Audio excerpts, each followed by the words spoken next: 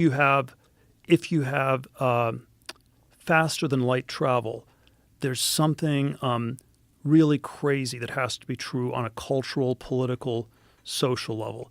And there may be other solutions, but I'll give you my two. One of them is that you need complete totalitarian controls. And it is the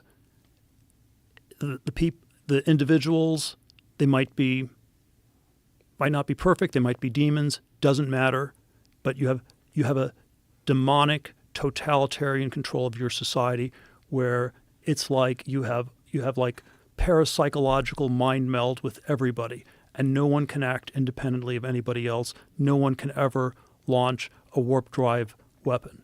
And everybody who has that ability is in like a mind meld link with everybody else or something like that. You can't have libertarian, individualistic free agency. Right. And then I think the other version socially and culturally is they have to be like perfectly altruistic, non-self-interest. They have to be angels. And so the Pazulka literal thing I'd come to is the aliens, it's not that they might be demons or angels. They must be demons or angels if you have faster than light travel. And both of those seem pretty crazy to me. Well, they're definitely pretty crazy, but so are human beings. Well, they're crazy in a very different way. Yeah, but not crazy in a different way. You compare us to a mouse.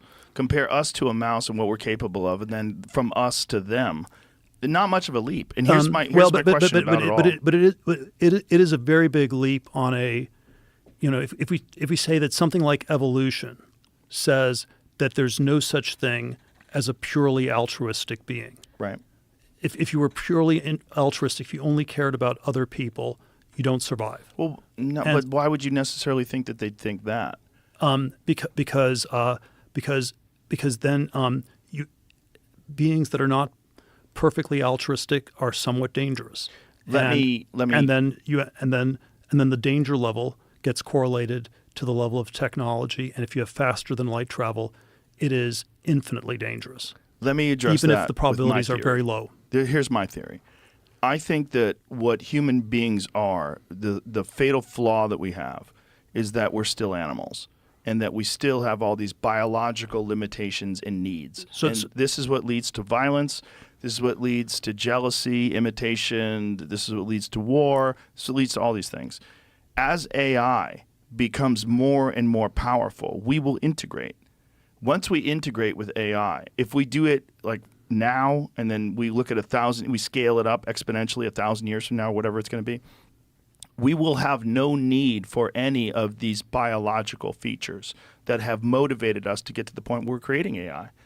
All the things that are wrong in society, whether it's inequity, theft, violence, pollution, all these things are essentially poor allocation of resources combined with human instincts that are ancient. We have ancient tribal primate instincts, and all of these things lead us to believe that this is the only way to achieve dominance and control, allocation of resources.